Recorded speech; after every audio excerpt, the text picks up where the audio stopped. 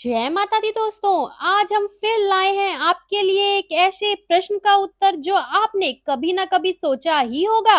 वह यह है कि शिशु का माँ के गर्भ में कैसे होता है विकास। गर्भ में जीवात्मा को क्या क्या कष्ट होते हैं, आप भी जानिए। गरुड़ पुराण में जन्म और मरण, पाप और पुण्य आदि अनेक विषयों के बारे में विस्तार से बताया गया है। वहीं गरुड़ पुराण में जन्म मरण पाप पुण्य आदि विषयों में बहुत से श्लोक हमें पढ़ने और सुनने में मिलते हैं तथा हिंदू धर्म में किसी की मृत्यु हो जाने के उपरांत गरुड़ पुराण का श्रवण किया जाता है। वहीं गरुड़ पुराण में इस बात की भी चर्चा की गई है कि मृत्यु के बाद जिस आत्मा या जीव को फिर से धरती पर जन्म लेना पड़ता है, वो आत्मा माँ के पेट में कैसे कैसे प्रवेश करता है और फिर 9 महीने तक उस आत्मा के साथ गर्भ में क्या क्या होता है।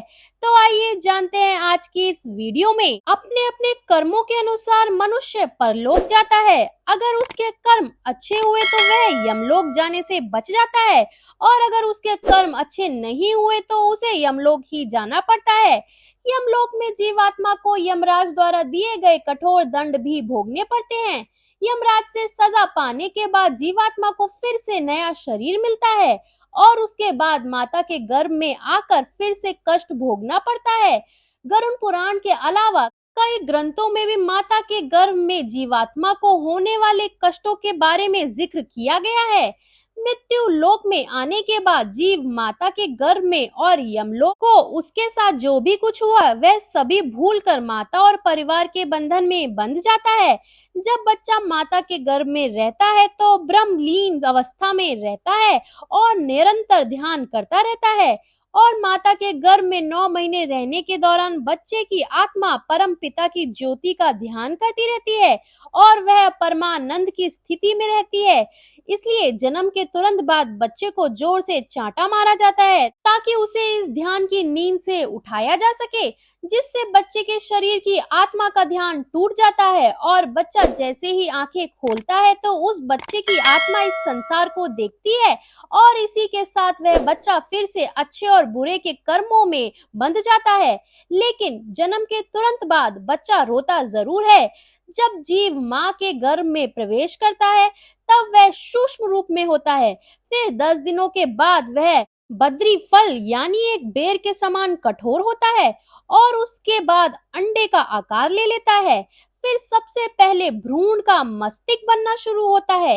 1 महीने में जीव का मस्तिष्क बन जाता है और दूसरे महीने में जीव की भुजा आदि अंगों की रचना होने लगती है। तीसरे महीने में हड्डी, नाखून, चर्म, रोम, लिंग और 10 द्वार के छिद्र निर्मित होने लगते हैं। चौथे महीने में त्वचा, मांस, मज्जा और अस्तित्व की उत्पत्ति होती है और इसके बाद 5वें महीने में बच्चे को भूख और प्यास आदि लगने लगती है। छठे महीने में गर्भ की छिल्ली से ढका रहकर भ्रूण माँ की दाहिनी आंत में भ्रमण करने लगता है। इस दौरान बच्चे की माता जो भी खाद्य पदार्थ खाती है उसी से जीव गर्भ में वृद्धि करता है। इस समय जीव माता के गर्भ में मल मूत्र के साथ जहां कृमि और अन्य सूक्ष्म जीव भी पल रहे होते हैं उन्हीं के साथ शयन करता है और फिर अगले 3 महीने में अन्य कई प्रकारों के कष्टों का सामना करता है। माता के पेट में जीवात्मा का यह सफर बड़ा ही कष्टदायक होता है। कई पदार्थों और कृमियों से पूर्ण उदर में उन कृमियों के काटने से कष्ट होता है और कई बार बेहोश भी हो जाया करता है। माता जो भी कड़वा, कसैला, तीखा या नमक युक्त भोजन करती है उसके स्पर्श से जीव के अंगों को कष्ट होता है। इस दौरान उस जीव की अवस्था पिंजरे में बंद पक्षी जैसी हो जाती है। इस दौरान जीव के पैर ऊपर और सिर नीचे की ओर रहते हैं तथा पीठ और ग्रीवा कुंडली के आकार में रहती है। इस समय वह हिलडुल भी नहीं पाता है। जैसे पिंजरे में बंद एक पक्षी पीड़ा पाता है, ठीक वैसे ही जीव माँ के गर्भ में पीड़ा पाया करता है। इस दौरान वह भगवान का नाम जपता है और अपने पूर्व जन्मों के पापों को याद करता है और भगवान से क्षमा याचना करता है। इसके बाद 7वें महीने में जीव को ज्ञान की प्राप्ति होने लगती है और उसके अंदर भय पनपने लगता है।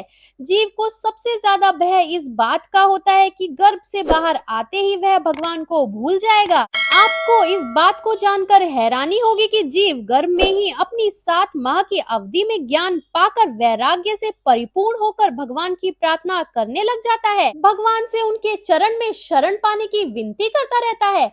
लेकिन जैसे ही जीव धरती की वायु को छूता है, जीव वैसे ही फिर से मोह माया के बंधन में उलझ जाता है। तो दोस्तों, अगर आपको आज का वीडियो पसंद आया है तो वीडियो को लाइक एंड शेयर करना ना भूलें और ऐसे ही हिंदू धर्म से जुड़े तथ्य और उनके कारण जानने के लिए हमारे चैनल को सब्सक्राइब कर लें ताकि आने वाले सभी वीडियोस आप तक पहुंचते रहें।